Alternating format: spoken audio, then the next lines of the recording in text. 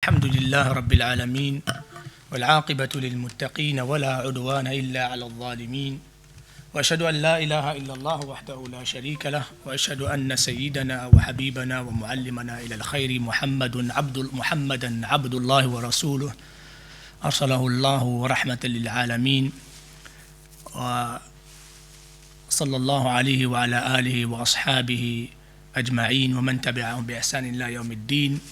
My dear brothers and sisters, Assalamu alaikum wa rahmatullah. It's good to be back here, inshallah. And after a long period and a long been away and I've been there and there. But alhamdulillah, it's good to be around the brothers and those faces that I could recognize, alhamdulillah. So I'd like to thank Allah Azza wa Jal to allow us for this gathering to happen.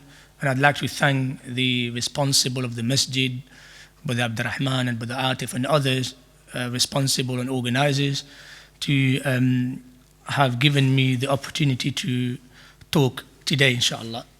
Again, inshallah, today, inshallah, will be a kind of reminder, a little lecture. There's a lot to talk about. I'm sure you've read the topic. The topic is about the traps of Shaitan, which is called Khutuwat al-Shaitan or Maka'id al-Shaitan. There's a lot to talk. I mean, books have been written, volumes of books, but we try to, inshallah, to make it, to contextualize, to make it, as short as possible and what more beneficial for our age and time. As you know, from place to another, from time to time, the sins differ and the sins are different. So today, inshallah, we'll be talking and try to summarize, inshallah, 45 minutes to be talking about the most common trap that are around us in this day and age and in this place. I'd like to give a little short introduction about the history of Shaitan. Since the topic is about the traps of Shaitan, first of all, we need to know who is Shaitan, what is it, and how was it before, and so on and so forth. So inshallah, as you all know, from the wisdom of Allah, Allah Azza wa Jal created good and evil. He created light and darkness. Allah Azza wa Jal, from His absolute wisdom, He doesn't want to create one side of the equation. Allah, this is from the sunnatullah allati qad khalat fi ibadi. This is from the universal laws of Allah. Allah, when He created light, He also created its opposite, darkness. Allah, when He created ghina, which is wealth, to be rich, He also created poverty, the opposite. Allah, likewise, when He created guidance, meaning to guided people who are on the right path, He also created people who are not on the right path. Likewise, Allah Azza wa Jal is the source of all good. And Shaitan, Allah created him or it to be the source of all evil. So first of all, you need to know that Shaitan, when he was first created, he wasn't an evil being. Well, first of all, what is Shaitan? It is from the jinn kind. Allah Azza wa Jalla in the Quran, وَإِذْ قُلْنَا لِلْمَلَائِكَةِ اسْجُدُوا لِآدَمَ فَسَجَدُوا إِلَّا إِبْلِيسَ كَانَ مِنَ الْجِنِّ فَفَسَقَ عَنْ أَمْرِ رَبِّهِ. And where we said to the angel, when we told the angel to bow and prostrate before Adam, out of respect, they all prostrated before him except for Iblis, who was part of the jinn. And he فَفَسَقَ عَنْ أَمْرِ رَبِّهِ, mean he stayed away or he led himself astray from the command of Allah. So Shaitan or Iblis, Satan or Iblis, that's his first name. This is the father of all shayateen. Iblis is created of smokeless fire, like any other jinn. He's from the tribe or from the kind of jinn. And Allah Azza wa Jal, He favored him. When He first created him, Allah Azza wa Jal put him in Jannah with all the angels.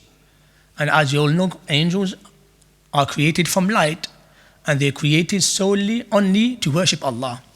But Allah, He knows the future. Allah, He knew subhanahu wa ta'ala that He created jinn and He created Iblis, and He would let him live until that day would come where he would openly, publicly rebel against Allah's order. Until Allah Azza wa Jal decided that He would create mankind. with the father being Adam alayhi salam. So when Allah created Adam alayhi salam, He said that He would create Adam on Allah's image, according to a hadith, authentic hadith. And we're not going to go in detail what image and what not. Allah knows best about Allah's image. We don't know how Allah's image is. But Allah created Adam in His image, in Allah's image, and He created from His blessed hand, from His hands, from Allah's hand subhanahu wa ta'ala. Like in the hadith, Allah created Adam from both of Allah's hands. We're not going to go in detail how Allah's hands are. This is not what we were asked, we were questioned.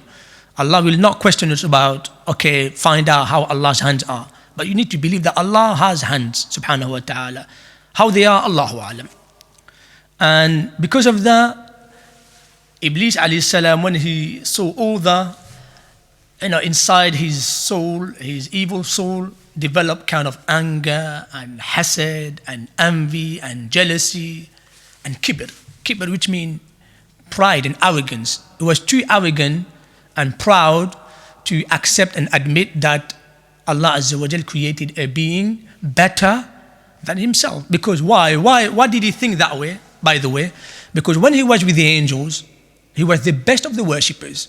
He was the most beloved creation to Allah when he was with the angels, because he was the best of the worshippers. But as I told you earlier, Allah knew subhanahu wa ta'ala. He created him for a purpose, to be the source of all evil. So when that day came, when Allah commanded all the angels to bow before Adam alayhi salam, our father, the father of all mankind, Shaitan, Iblis did not take it well. He said, how can I bow before something that you created of teen, which is like clay, and you created me of smokeless fire? For him, he thought that fire is better than clay. And this is a wrong analogy, first of all, but we're not going to go in details. So he openly disobeyed Allah. Hence, Allah Azza wa Jal casted him away. Allah wanted to punish him to hellfire. But Shaitan requested Allah with one request. فَقَالَ رَبِّ أَنظِرْنِي إِلَى يَوْمِ يُبْعَثُونَ. Allah said about Shaitan, when describing Shaitan, Allah said that Shaitan requested Allah, oh Allah, delay my punishment. I know I will be punished, but delay my punishment until the day where we will all be resurrected to you, until the day of judgment. And Allah Azza wa Jal accepted this request. Allah answered his request. Allah accepted it. Allah Azza wa Jal, He answered his request. He said, فَإِنَّكَ مِنَ الْمُنظَرِينَ. You will be indeed from the people whose punishment will be delayed. Again, what's the purpose behind that? Scholars of tafsir, they mention Allah Azza wa Jal, His absolute wisdom, wanted to basically create good and its opposite. Why this? First of all, to create balance in the universe. And secondly, why did He create good and evil, life and death, light and darkness? As ibtila. Ibtila, which means as a test. How can we be tested if there's only good? Can we be tested if there's only good and there's no temptation for evil? No. How can we know darkness if there's only light? We can't know. Allah Azza wa Jal, this is from His absolute wisdom. Allah says in the Quran, تبارك الذي بيده الملك وهو على كل شيء قدير الذي خلق الموت والحياة الذي خلق السماوات والأرض الذي خلق الموت والحياة ليبلوكم أيكم أحسن عملا. Allah, He created life and also death, its opposite. Why? So that Allah will test from among you who the best of you are, who is the best of you in terms of deeds. And Allah Azza wa Jalla says also in another ayah, وَنَبْلُوكُمْ بِالشَّرِّ وَالْخَيْرِ فِتْنَةً. And we will test you with goodness and evil. وَإِلَيْنَا تُرْجَعُونَ. And we will all be returned to Allah Azza wa Jalla. You will all be returned to us, i.e. to Allah Azza wa Jalla. So this is a little introduction about Shaitan. I mean, why was he created and how he was before he rebelled against Allah's order, and where is he from? So, as you all know, Shaitan, his job or the purpose of his creation is to lead mankind astray. Because Allah Azza wa Jal allowed Shaitan to live longer, and Allah Azza wa Jal answered his request, Shaitan said, he did not stop there. Shaitan, what did he say? He said,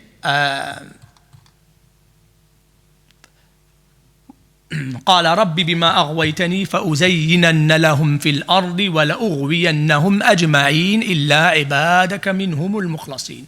So because you have led me astray, or you have allowed me to be astray, because you decided that I'm the source of evil, therefore I will make sure that I will embellish all the evil deed on earth, and I will make sure that I will misguide and lead astray all of your creation, except the best of your creation. And we'll talk later about who are the best of the creation. So this is Shaitan's mission and purpose.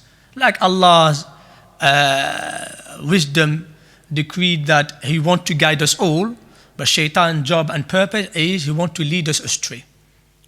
And as you all know, there are many evils, many ways of evils. All the sins that you know, whether they are major or minor sins, they are all evil. Alhamdulillah, Allah Azza wa Jalla says in the Quran, وَمَا فَرَّطَنَا فِي الْكِتَابِ مِنْ شَيْءٍ. And we have left out nothing from the Quran. Allah, all the evils that Allah knows about, the Prophet ﷺ knows about, they would warn us against it. And all the goodness that Allah knows about and the Prophet ﷺ knows about, they would show us the way. And this is the statement of Anas ibn Malik radiallahu anhu. He said that it is compulsory for every prophet to show their ummah the goodness that they know of. ما أنزل الله في الحديث قل ما بعث الله من نبي إلا وكان حقا عليه أن يدل أمته على خير ما يعلمه لهم وأن ينذرهم على شر ما يعلمه لهم. Meaning that it is a job for every prophet and messenger to show the good way and to also show the evil way.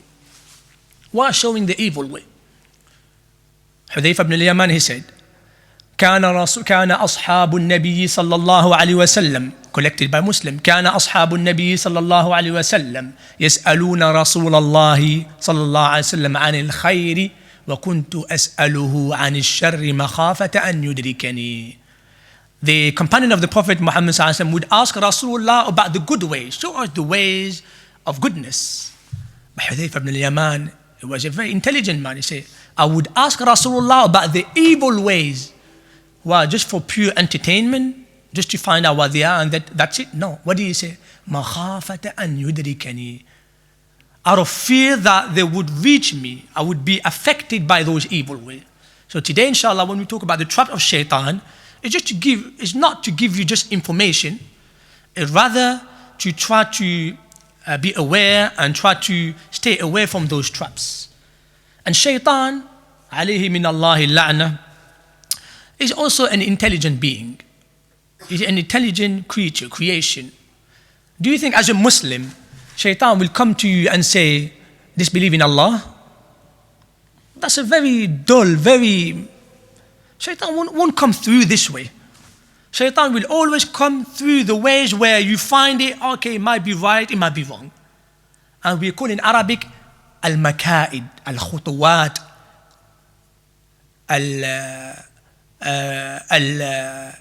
al-talbisat, min confusion, things where it could be halal, it could be haram. And we'll mention, inshallah, the solution, how to stay aware and how to deal with those, confusion. Inshallah, we'll mention later, inshallah. So Shaitan won't come to you and say, disbelieve in Allah. If you're a true believer, Shaitan won't say to you, go and commit zina, go and commit adultery, go and drink alcohol. You know that you have a strong, position that alcohol is haram. But it will probably tell you some things, like, okay, why don't you go to bowling, mathalan, which is fine, bowling. But around this bowling, there's a lot of alcohol. You're surrounded with alcohol. Shaitan won't say, go on there, go this, go there. I'm not saying bowling is haram, no, but I'm saying go in areas where there are plenty, you're surrounded by alcohol. Shaitan will start like that. Or when you commit adultery, he won't say, go and commit adultery. Say, just say hi to that girl. Just have a quick look around. There's nothing, there's no harm about having a quick look. Just exchange numbers, there's no harm about it. Just invite her, have a little date, there's no harm. And then, those are the steps, those are the traps of shaitan. And today, inshallah, we'll be talking about these, inshallah. So the reason why we mention those traps, the scholars, they wrote books about it, and the best book is the book of Ibn al-Jawzi, which is called Talbisu Iblis. The Talbis means the deception of Iblis, or of Ibn al-Qayyim al-Jawziyya, which is Ighathatul Lahfan an Masa'id al-Shaytan, which means that how to assist and aid the one who seeks to stay away from the traps of shaitan. 3-volume, brilliant book, but unfortunately they only exist in Arabic. Inshallah, if some of the brothers know their names in English, I'm not sure they exist in English. They haven't been translated yet, unfortunately. Today, inshallah, we'll be talking about the common traps of shaitan. We will list them from the most evil deeds and what are the traps of shaitan that cultivate. So first of all, as you all know, shaitan always calls people to disbelieve in Allah. That's his main goal. Do you think shaitan, like Ibn Abbas, actually this comes to the story of Ibn Abbas that I just remembered, where some of the students say, Ya Ibn Abbas, why do we have waswasa? Waswasa means whispers. And you know, there's whispers. In our salah, in the masjid, in the holiest places of earth, masjid, in the best act of worship, salah, and to the best one we worship, Allah. Why do we have this wasawis? Why is shaitan only coming on there? And I'm sure you will agree with me that when you're at home, maybe you don't have this whisper, but when you're in the salah, subhanallah, when you forget, to the point that some of the people would say that if you have lost something, they would say, go and do salah, astaghfirullah, because you see when shaitan comes to you and you will remember. But what I'm trying to say is that they asked Ibn Abbas, why this? Why doesn't shaitan go to churches, to synagogues? Look at Ibn Abbas, look at his intelligence. See, what would shaitan do to people who have already been misguided? What will shaitan do to them? What more does shaitan want from them? Khalas, shaitan did his job for them. So his job now is to make sure that the right guided people are misguided. The point is that shaitan will come to the guided people. Okay, and to those who seek the truth, even from the Christian Jews, those who seek the truth, shaitan will always try to be there and try to discourage him and so on and so forth. So the first thing that shaitan wants us all to be is to be in disbelief, to disbelieve in Allah. And there are many ways of disbelieving. And now the worst way is atheism. And unfortunately, in the country like the UK and in the West and America, we have a huge, rise of atheism. This is something, very new. If you went back just 50, 60 years ago, subhanAllah, atheism could never enter into people's mind. They were all believers. They were all believers. You may say, but hold on, what about Pharaoh? No, Pharaoh was a believer. Pharaoh believed in God, but he was just arrogant. He was a tyrant. He didn't want people to worship other than him, but he believed in God. Allah said in the Quran, وَجَحَدُوا بِهَا وَاسْتَيْقَنَتْهَا أَنفُسُهُمْ ظُلْمًا وَعُلُوًّا. They rejected God, Godship of Allah. They rejected it, but in their soul, they admitted it. But the reason why they don't publicly announce that they believe in Allah is out of tyranny and out of pride. The dalil also, the second dalil that they believe in Allah is that when he was drowned, فَلَمَّا أَدْرَكَهُ الْغَرَقُ قَالَ آمَنْتُ بِالَّذِي آمَنَ بِهِ بَنُو إِسْرَائِيلَ وَأَنَا مِنَ الْمُسْلِمِينَ. They say, when he was drowned, he said, now I believe in the one that the children of Israel believe in, and I'm from the submitter, I'm from the Muslims. Allah said, الْآنَ وَقَدْ عَصَيْتَ وَكُنْتَ مِنَ al-mufsidin. And now, is it only now when you saw death and when death came near you that you start believing? So shaitan's purpose and mission is to misguide us, to lead us to disbelief, if possible to atheism. And what are the traps? The trap is that shaitan now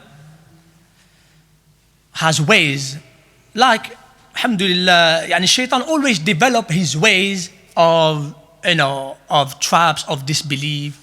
From the disbelief is atheism that we mentioned earlier. And atheism meaning that to believe in, not to believe in the existence of God. And unfortunately nowadays we have children, Muslim children, who attend secular schools. And secular schools, they have a position which is like neutral. They're not going to say yes or no. But subhanAllah, as the child develops, unfortunately you realize that he has a lot of doubt about the existence of God. Why? Because unfortunately the surrounding call for it. We have, those schools who say, well, 1 and 1 equal 2. Well, everything that is materialistic, that we touch it, is something present, is existent. What about God? Have you seen God? Have you touched God? Has he talked to you? So they come up with these traps. Shaitan is not coming to you and say, don't believe in Allah. The answer to that is that, like all monotheistic religion, like all religions that come from God, we have an important pillar of belief, which is called faith. The word faith means to believe in the unseen. Then what is really belief if you've seen something? Now, when I see something, can I call it belief? No, it's not belief, it's seeing. Khalas, I'm seeing. But a true believer is someone who saying, you know what? I believe in the existence of God. Allah exists, yes. And Allah subhanahu wa ta'ala, from his mercy, he would send down prophets and messengers and books to show us the signs of his existence. In the Quran, it's full of them. Allah, he mentioned parables and examples of look at the grass when it grows, and before it grows, or when it grows, it reaches the end of the cycle, it dies, and then it grows back up again. It dies, it grows back up again. Allah, he always refers us to look around us, look at the creation. Look at the system of the universe. Look how perfect and balanced is it. Look how the sun rises from the east and goes to the west, set to the west. Look at how perfect it is. Look at the winter. Winter comes all the time in the same time of the year. Summer comes all the time in the same. Look at this perfect system. Isn't that enough dalil, proof of the existence of God? It's like a scholar who used to say that, it is said that Imam Abu Hanifa had like a debate with atheists. It is said, but the story we don't know to be sure, but it's good to mention, just to prove our point, is that Abu Hanifa, he said that he was called to debate basically two groups, Shia and atheist. And Abu Hanifa went to the mosque, he came very late, like an hour late. He did it on purpose. And when he came in with his shoes under his armpit. And then they blamed him. They were like, oh, you're a sheikh and we don't know you. We never knew you to be late. And say, no, what happened is that in order for me to come to your cell, there was a river, right? And I could not cross it. But what I did, that I wished for a bridge, and I saw the bridge form itself, brick by brick, it formed itself. And the atheist people say, why are you on about? That's not possible. The bridge can't just come up like that. So you deny this, but you don't deny that Allah created the universe and everything. You don't deny the existence of God. Look at the creation, look at around you, look at your body, how perfect it is. You deny the existence of God. So through that, the atheists, basically, they buhit alladhi kafar. As for the Shia, they were like, but why do you bring your shoes with you? They were like, because the Prophet ﷺ said that when you enter in a masjid and there are Shias, take your shoe because they like stealing shoes. And then the Shia, they were like, it's not possible. And then they were like, how is it not possible? He said, because the Shia did not exist at the time of the Prophet. The Shia admitted, he said, the Shia never existed at the time of the Prophet.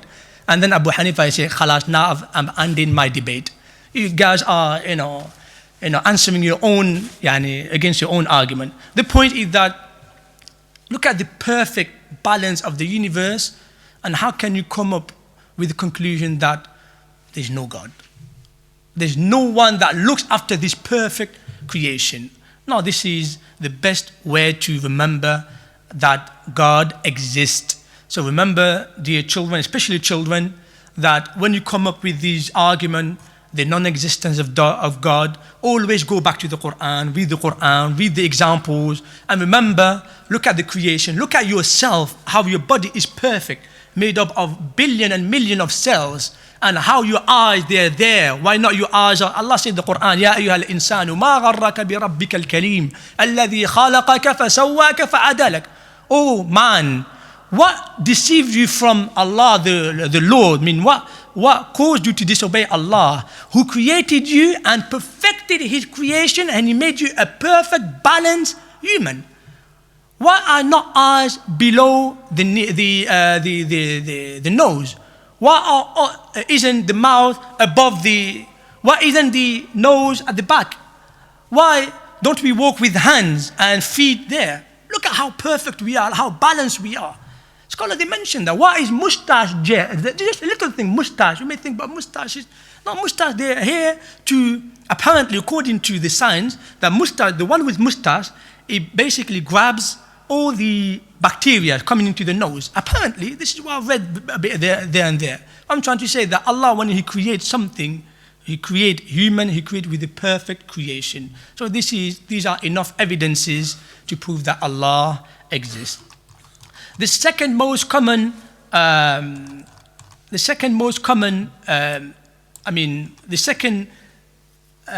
Shaitan wants us to commit is to doubt our religion, to have doubt about our religion. To have doubt about our religion. The Prophet Muhammad ﷺ, he mentioned that Shaitan would come to you and he would start with, who created this? Who created this? And of course, your answer, that's whisper, your answer will be Allah. Allah, who created you? Allah, who created Muhammad ﷺ? Allah, who created angel? Allah, who created Allah? This is always Shaitan's whisper. And the Prophet ﷺ said, when this happens, then ista'idh billahi wal yantahi. Let him say, A'udhu billahi minash shaitanir rajim, and let him turn away from these whispers. The point of this hadith is, Shaitan is here probably not to tell you disbelief, but to try to cause this shukuk, doubt about your religion. And the reason I'm mentioning that, bringing that up, is nowadays we have, unfortunately, from among our Muslim ummah, callers, du'at, preachers, who try to doubt about the authorship of Sahih Bukhari to the Prophet Muhammad ﷺ. So why are you guys, well, we know the Quran, because they would make themselves obvious that, okay, you know what, they're disbelievers. They would not say Quran is not from God. They would start, again, always start with step by step. They would say, but are you sure Sahih Bukhari from Rasulullah? How sure can you be? They start with this. And the best answer to that is that Alhamdulillah, Bukhari, Muslim, these 6 books that we all know, they've been narrated to us generation after generation. The copy that we have in the UK, the manuscript in America, in India, in all around the world, even from their old manuscript, alhamdulillah, they all match. Probably a few wording there and there, but they all match. Allahu Akbar. This is from the miracles of this religion. Allah said that, subhanahu wa ta'ala, إِنَّا نَحْنُ نَزَّلْنَا الذِّكْرَ وَإِنَّا لَهُ لَحَافِظُونَ. We have revealed to you, O Muhammad, a reminder, which is Quran and Sunnah, and we will safeguard them. Allah Azza wa Jal, He Himself safeguard this religion. So the best way to answer that is that, alhamdulillah, scholars, generation after generation, they did a great work to safeguard the ahadith of Rasulullah, to the point that if you have a little doubt about a hadith from Rasulullah, they would not accept it. They would say, you know what, we don't take this hadith. This is how serious they were. They would not, they would try their best not to bring any fabricated hadith. So that's the second thing. That's the second thing that Shaitan is trying to do toward the slave. And the Prophet Muhammad sallallahu alaihi wasallam, he mentioned in a hadith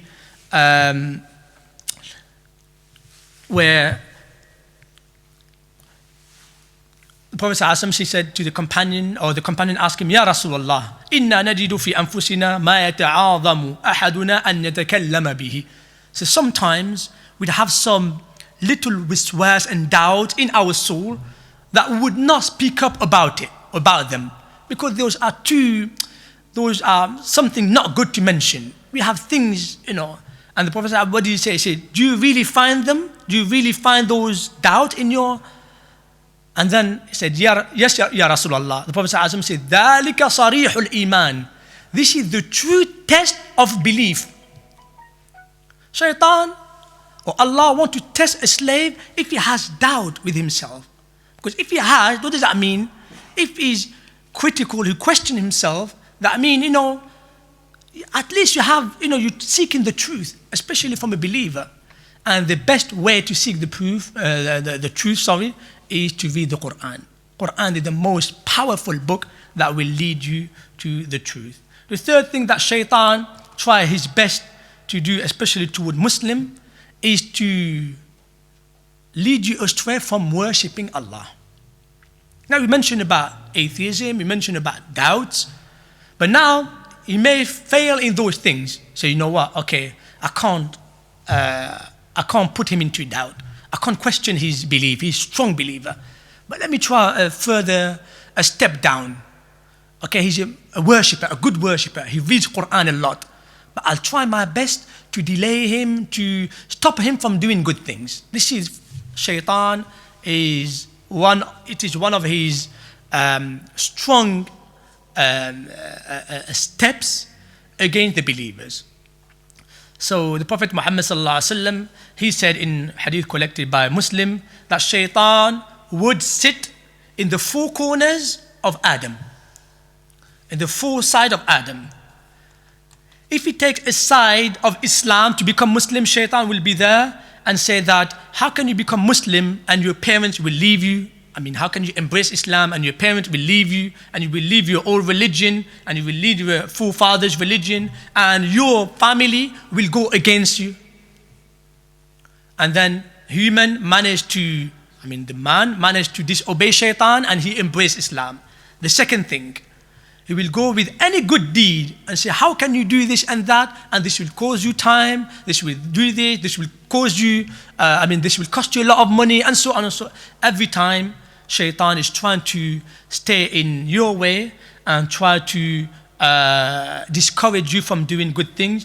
And to the end, where the Prophet Muhammad sallallahu alaihi wasallam, what did he say? He said that if indeed man disobey Shaitan and disobey his steps and his whispers, for every of these whispers that he whispered blow to him, then he will enter. It is compulsory, meaning it is Allah Azza wa Jalla will get him to Jannah. Allah will enter him to Jannah. And remember this hadith, or from the traps, is that will delay you from doing good deed, is a tasweef. Tasweef means to say, I will do it. I will. That I will do it. Example, if an opportunity comes to you and say, you know what, I'm poor, please spend for the sake of Allah, just 10 quid, 20 quid. Oh yeah, I will give it tomorrow. I will give it. Or you have an idea, you know what, let me read Quran. Yeah, I will do it. Or somebody's coming to you and say there's a lesson, or let's read to the Quran, or let's come to the masjid. I will do it. That tasweef, the will, I will. This is one of the biggest traps of Shaitan. And the best way to counter that is, remember the hadith, اغتنم خمسا قبل خمس. Take advantage of 5 before 5. Take advantage of your time before you have no time. Take advantage of your wealth before you become poor. Take advantage of your health before you become sick. Take advantage of your life before you pass away. And take advantage of your youth before you become old, where you have nowhere to worship Allah and you have nowhere to to have this energy to worship Allah. So the best way to counter that is to remember that your life is short, and remember that this hadith of 5, I take advantage of 5 before 5. From the job of Shaitan is that Shaitan would like you to commit, we said earlier, not to do good deeds. Now it's the opposite. Shaitan, from his job and his purpose and his mission, is he'd like you to commit sins. And now you know the sins. You know what sins we're talking about, major sin, minor sins. But now let's talk about these things where it could be confusing for us. And there are things where unfortunately we don't realize that these are sins and these are traps of shaitan. First of all, when it comes to food, that is why subhanallah, Allah Azza wa Jal in the Quran, when he talks about committing sins, he mentioned these two aspects, or he mentioned on the ayah, this ayah that he mentioned when he says, إِنَّمَا يَأْمُرُكُمْ بِالسُّوءِ وَالْفَحْشَاءِ وَأَن تَقُولُوا عَلَى اللَّهِ مَا لَا تَعْلَمُونَ. He mentioned this ayah around, this ayah before and ayah after that talks about food, about halal food. This ayah is in the middle of the ayah where Allah mentioned what food you're allowed to eat, what food you're not allowed to eat. The scholar, they say there's a mystery behind it. The mystery that they're trying to, they solve, and they said that the key is that food is, because it is one of the most important basic needs of human, sometimes our soul and our desire, our whim for food can take you far, far astray from the haqq. And to the point that you will really not pay attention whether the meat is halal or haram, whether this drink that you're drinking, it contains a bit of alcohol or not, whether this sweet contains pork or not, whether the food that you're buying, do you buy it with your money that is halal or not, and so on and so forth. These are the traps of shaitan. From the trap of shaitan, it starts with the food. You might think, but it's a basic need, yes. But even when it comes to food, try your best to feed yourself and family with the halal food. And you know a lot of hadith where from the reason that Allah does not answer our du'as is because of our food being not halal. The Prophet Muhammad sallallahu alaihi wasallam, he mentioned a man that is traveling bare feet and with torn clothes, and he raised his hand high and said, Ya Rabbi, oh my Lord, give me. And what did the Prophet ﷺ say? وَالْمَلْبَسُهُ حَرَامٌ وَمَطْعَمُهُ حَرَامٌ وَغُذِيَ بِالْحَرَامِ فَأَنَّى يُسْتَجَابُ لَهُ. And his clothing is coming from haram source. His money coming from haram. Food coming from haram. How can Allah answer his prayers? Shaitan always comes from the basic things. Food, drink. Alhamdulillah, if you only need water, then khalas, you have water, halal. And if you need food and you don't find any other halal meat, Allah did not say you've got to eat meat. Alhamdulillah, we can eat other than meat. Alhamdulillah, nowadays in our time and age, alhamdulillah, we have areas and we have a lot of shops that are halal shops. But what I'm trying to say is that do not get influenced by shaitan saying, okay, by belittling those ma'asi. And the Prophet Muhammad did talk about belittling the sins. He said, إِيَّاكُمْ وَمُحَقِّرَاتِ الذُّنُوبِ. Be careful, beware of the sins that you find them little. Those sins, it's just nothing. It's just nothing. It's just a little thing. Talking to, example, to a lady that, of course, we're talking about talking in a haram way, not talking in a way you have no choice but talk to her. But like dating a girl, or you think, it's just nothing. There's no harm. Talking to a girl on the phone, there's no harm. No. This is belittling little sins. The Prophet Muhammad sallallahu alaihi wasallam said, فَإِنَّ مَثَلَ ذَلِكَ مَثَلُ قَوْمٍ نزلوا بفلاة من الأرض فجاء كل واحد بعود حطب حتى أوقدوا نارا عظيمة فدبقوا واشتووا. It's like those little sins. It's like when they are gathered and combined. It's like a group of people that when they come to your land, everyone, meaning it's like a group of people in the middle of a land. And everyone that enters this land, they enter slowly with a piece of wood. Slowly, that one, piece of wood. Meaning like they say, slowly, to the point that, or to the extent that at the end they will burn this wood and the people of the land will be burned. This is how the sins, the little sins, are to our souls. One, to the point, to the extent that at the end this will burn your soul. This will burn all of your good deeds, and then until you will have no good deed left. From the trap of shaitan when it comes to committing sins, this is related to the next point, which is to iftira ala Allah. Iftira ala Allah means to lie on Allah, meaning to say things that Allah, you think that Allah said, but Allah never said it. Example, to basically to say that I represent Allah, but Allah never said it. And from the things is to say that some of the halal food, because of your piety, you're too pious, you have this God-fearing stance, which is good. But to the point that some of the people, especially nowadays, extreme hardcore Sufis, they said that, okay, you can't do this, you can't eat this, haram for you to eat this, haram for you to drink this, haram for you to do this. All these extremists, they say haram for you to buy water from the non-believers. Why? Because they're non-believers. And whatever they do is haram. So if you buy from them, it's haram. Everything is haram. Even halal, something that we all know is halal. Water, do you have a doubt that water is haram? But sometimes shaitan comes to you and say, you know what, this is haram. Why? Because you don't know where it's made up. You don't know, maybe, there's a bit of this, a bit of that.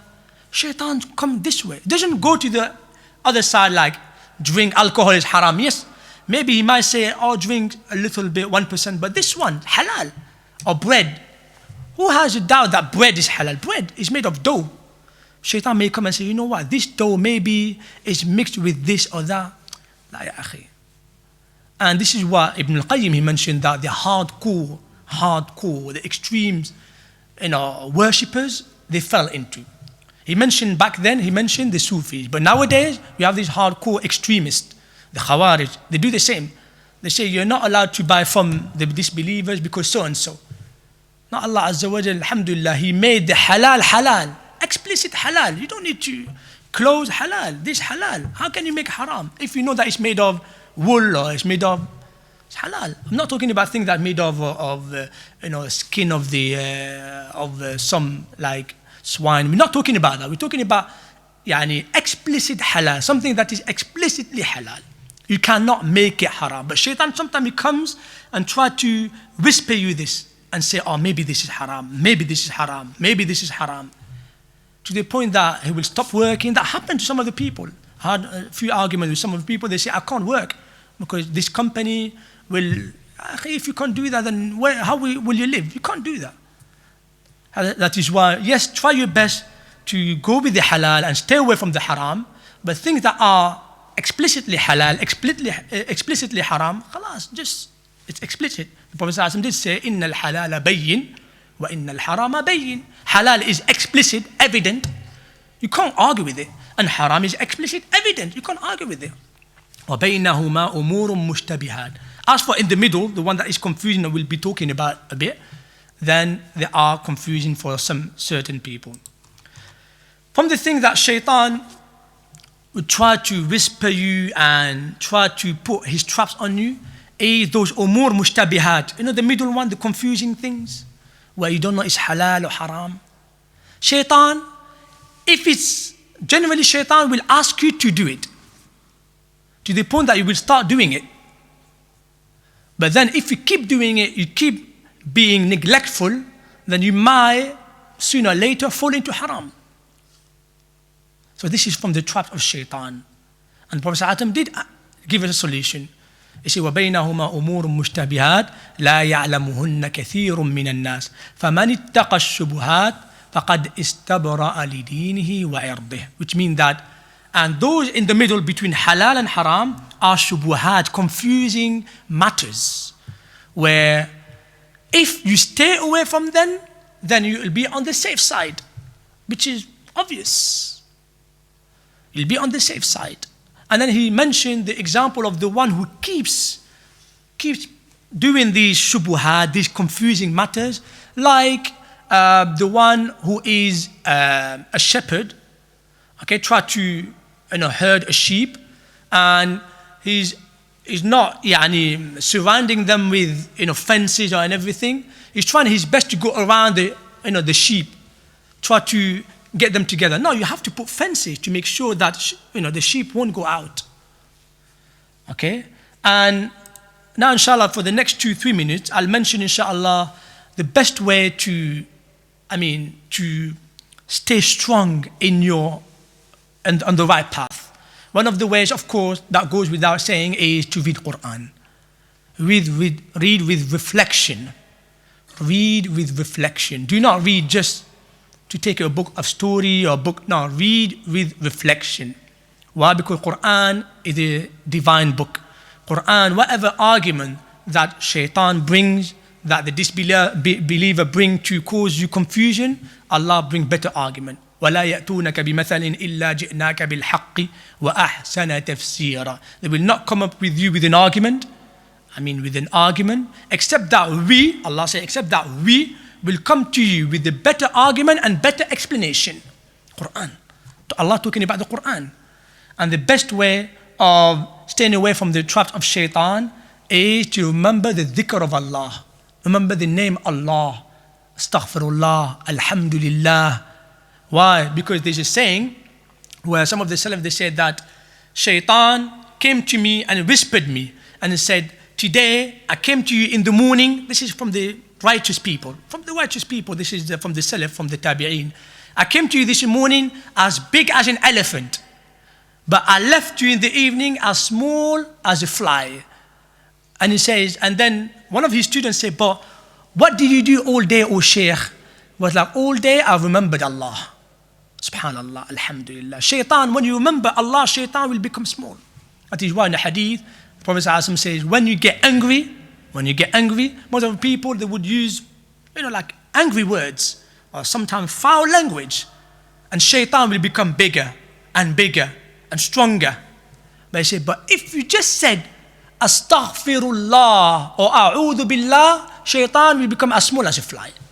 So remember the name Allah. Even if you drive, even if you walk, there's no harm to say Astaghfirullah, Alhamdulillah. The name of Allah keeps Shaitan away from you. And finally, the one that I said is to remember to say A'udhu Billah and do the Adhkar Awrad that you do every day, every morning, every evening. Read Surah Ayat al-Kursi every day, every morning and every evening. Allah will appoint you an angel to protect you.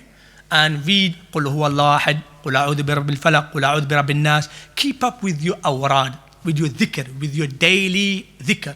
Keep them up. If you do so, then inshallah, these are the best way to counter the trap of Shaitan. And as I said at the beginning of the talk, there's a lot to talk about. Wallahi, there's a lot to talk about, but I've tried to summarize as much as I could, and ask Allah Azza wa Jal to grant us knowledge in Islam and understanding, and forgive me if I've been a bit too long. And inshallah, we'll pass on to my dear brothers and uncle Abdurrahman, inshallah. Wa jazakumullahu khaira. Jazakallah for that very enlightening talk. Indeed, you haven't gone over the time. And it is enlightening because, like you said, the traps of the Shaitan, and Shaitan doesn't invite you towards the evil in a direct way. He kind of like sets you on a path that ultimately leads to what he wants you to, where he wants you to end up. So with that, I think we do have a few minutes where the brother will take questions from the floor. So if anybody has any questions about today's topic, please let us know. Okay. The question is, Allah created the halal and the haram, and it's clear. What was the reason for him creating the in-between, the doubts, the confusion? Okay, so the brother has asked the question, Allah has created haram and has created halal, which are clear, but then why has he left some middle ground in which there is confusion? The answer to that is the hadith, although it is not clear, but there is, Prophet ﷺ kind of insinuated it or alluded it. He said, وَبَيْنَهُمَا أُمُورٌ كَثِيرَةٌ لَا يَعْلَمُهُنَّ كَثِيرٌ مِنَ النَّاسِ. Which means that in between there are confusing matters in which only a few know. Or another narration, not many people know. The Prophet ﷺ is describing that not many people know, right? But he's actually sending a message here. What's the message? I'll let you guess. What's the message? He said that in between there are confusing matters that not many people know. That's a description, but he's sending a message. What's the message? What do you think the message is? To learn. To know.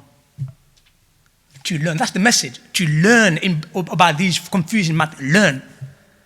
Find out. And the ways of finding out is either you ask a scholar or take a path of learning, which is the difficult one. But if you can't because you're busy, you've got family, we understand that. That is why Allah did not create all the ummah to be all scholars. No. We have some engineers, we have some doctors, we have some farmers, we have some scholars in religion. So if you know a scholar in Islam, then call him. Say, yeah, Shaykh, this and this happened, this and this happened. What's the hukum, what's the ruling of Islam about it? Okay? So the purpose is to learn, to know, to find out. Okay? And again, all of it is a test. Okay? So, and Allah knows best. Wallahu alam.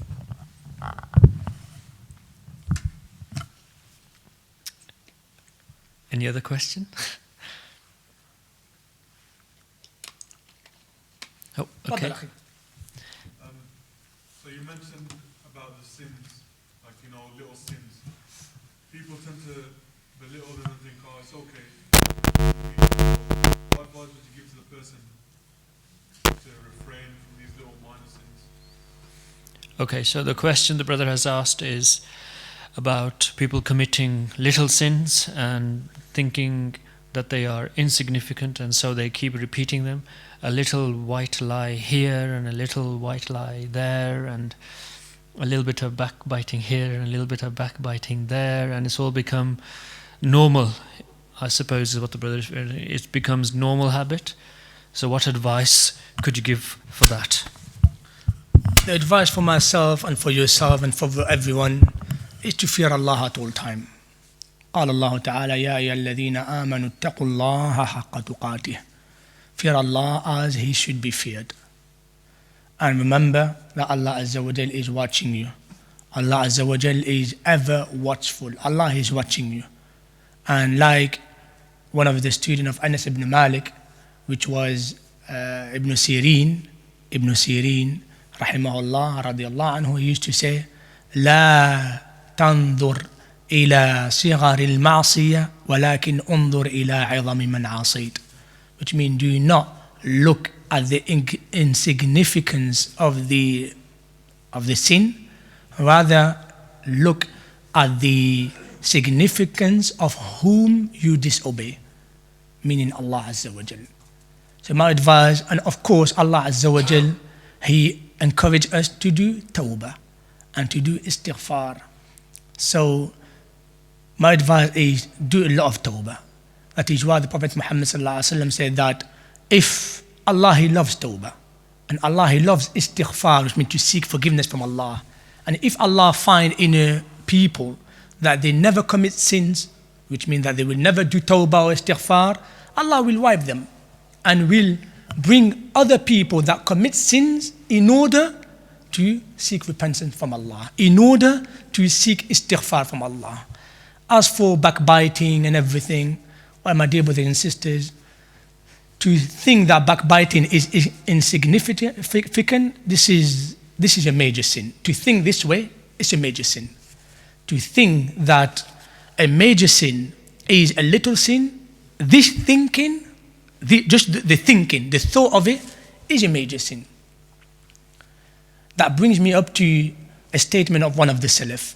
He said that to think, one of the Salaf, he said, to think that I do not need to do istighfar, I do not need to seek forgiveness from Allah because I never committed any sin, in itself is a major sin.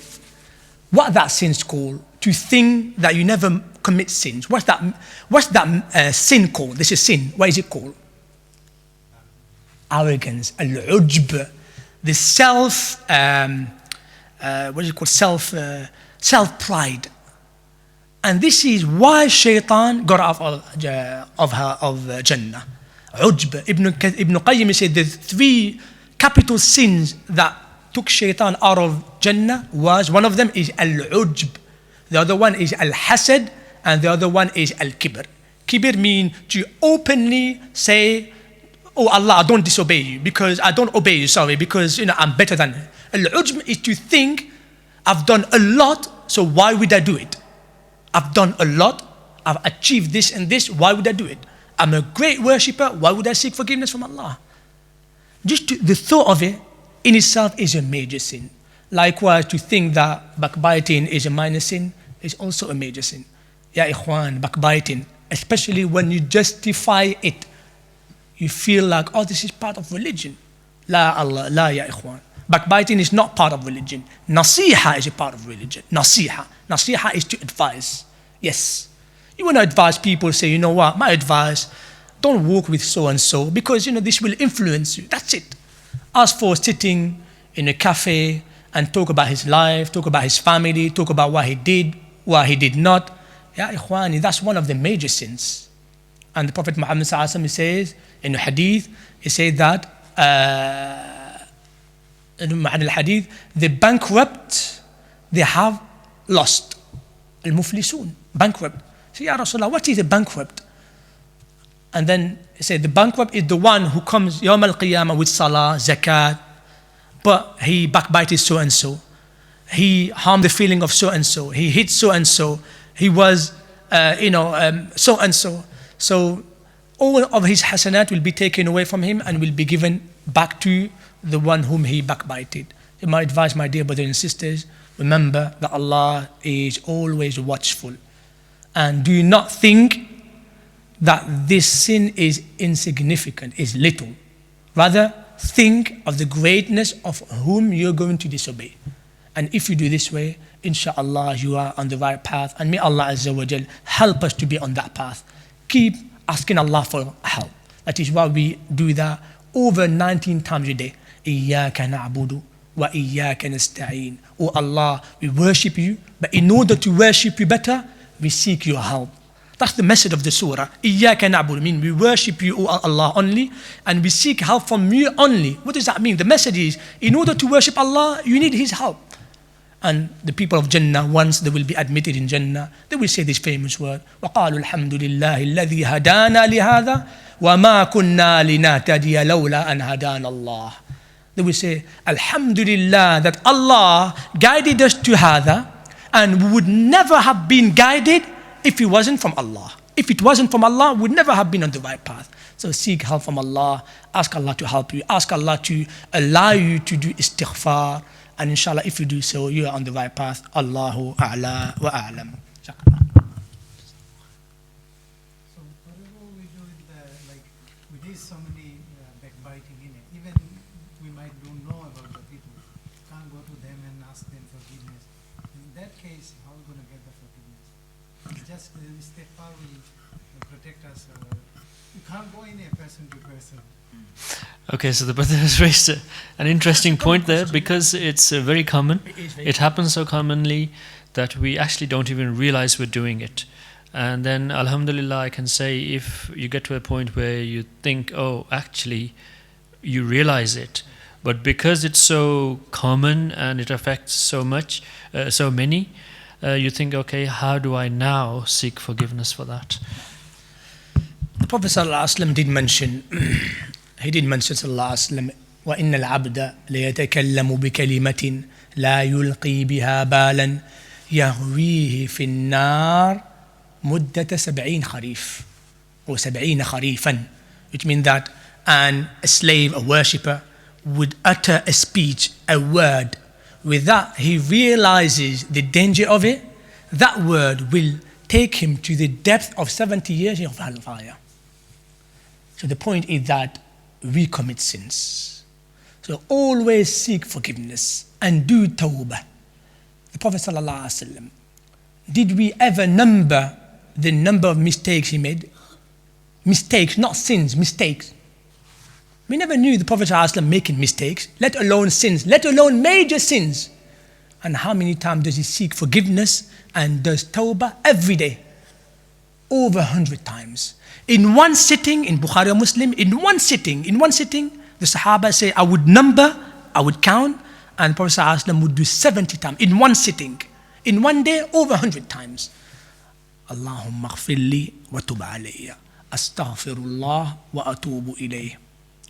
See, now we have, unfortunately, that shaitan comes here and say, you know what, you've got to do it in one sitting. That's the trap of shaitan. No.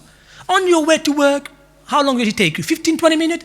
That 15 minutes on your way to the masjid, you don't have to say every time. Say like, astaghfirullah. You say 3, 4 times here, 4, 5 times there, 5, 6 times there.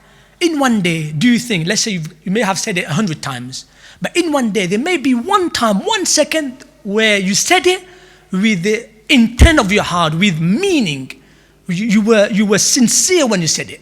Maybe when you drive, you were busy driving, but maybe while you were waiting, a traffic light, you were waiting, that second you say, Allahumma ghfirli wa tub alayya. You meant it. Do you think Allah will not answer your dua? Allah will answer your dua, and Allah will forgive you. And Allah will help you, inshallah, stay away from the sins. So that's the first thing, istighfar. Keep doing istighfar. As for what the brother said, that if you said it to someone, it's so common, and they advise that if you do it publicly, if you say about so-and-so publicly in front of 3, 4, 5 brothers, then you've got to go to these 3, 4, 5 brothers and say, I've lied. Even if that's true. Say, I have lied. I committed a sin, I have lied. Even if that's true. Because you think ghaiba means to lie upon someone. No. Aisha radiallahu anha, when she was with the Prophet Muhammad sallallahu alaihi wasallam, he finished the meeting with one of his wives. I can't remember which wife it was. And then when he entered to Aisha's room, Aisha kind of, jokingly say, like she's little. She's just short. And the Prophet sallallahu alaihi wasallam, what did he say? He said, فَقَدْ اخْتَبْتِ. You have done ghiba. See, Ya Rasulullah, I'm just telling the truth. He said, no, if you're lying upon someone, you're doing slander, buhtan. But if you tell the truth about someone in a mocking way, in a jokingly way, then this is ghiba. And what about us if we talk about, in front of a group of people, we talk about so-and-so. We may not talk mockingly, but your intention is to basically belittle that person, to disgrace that person. And this is a major sin, ya ikhwan. Think of it this way. It is as if you are eating his flesh alive. Is that tasty? Is that nice? I'm sure you know the story of 2 Sahaba, and the Bukhari and Muslim did not mention their names, but out of respect. Bukhari, he did not mention their name out of respect. 2 greatest Sahaba. The first 2 that will, from the 10 Mubashirin bil Jannah. They went together to wake up somebody, and he did not wake up. They came back to Rasulullah and say, Ya Rasulullah, we tried to wake up, they will not wake up. Just give us a food. And the Prophet ﷺ told them, you have already eaten. So how is that? We never ate. We just went to wake him up as you told us to wake him up. And we came back. And said, what did you do on your way back? Say, well, yes, we made fun of him. We said that he would eat even while asleep. Just saying that. He would eat even while asleep. And then Allah revealed the ayah, أَيُحِبُّ أَحَدُكُمْ أَنْ يَأْكُلَ لَحْمَ أَخِيهِ مَيْتًا فَكَرِهْتُمُوهُ. Do you like eating the living flesh of your brothers while you hate it? You won't eat flesh. We're not cannibals, alhamdulillah. So, my dear brothers and sisters, remember that backbiting is a big sin. And wallahi, if you love talking, it's fine. Our tongue has a desire of moving, talking, energetic. Our tongue is the only muscle that will never get tired. If you love talking, remember Allah. Astaghfirullah, alhamdulillah, Allahu Akbar, astaghfirullah, alhamdulillah, Allahumma salli ala Muhammad. Send Allah salutation and blessing upon the Prophet Muhammad sallallahu alaihi wasallam. If you do it once, the Prophet sallallahu alaihi wasallam in his grave will ask Allah 10 times. Once, Allahumma salli ala Muhammad. And keep doing that. Instead of, using this time, wasting your time in sins and But if you do it publicly, like to yourself and like family, then go back to that brother, and you say, oh my brother, forgive me for everything. Don't mention, because maybe if you say, oh, I said that to you in front of so and so, it might be. But if la qaddar Allah, it happened that somebody told him, you've got to go on it to see him. Somebody told him and he heard, he get upset, he heard that, okay, his honor is being basically disgraced by so and so. You've got to go and see him and say, my brother, I'm so sorry, we had a meeting and I said things about you that you would not like. Don't get in detail, but say, I said things about you, and please forgive me. Forgive me, and mention that we all commit sins and everything, and that's the minimum we can do. But if, alhamdulillah, nothing has reached him, then don't go to him and mention that to him. Otherwise, he will get more upset. And Allah knows best. Wallah.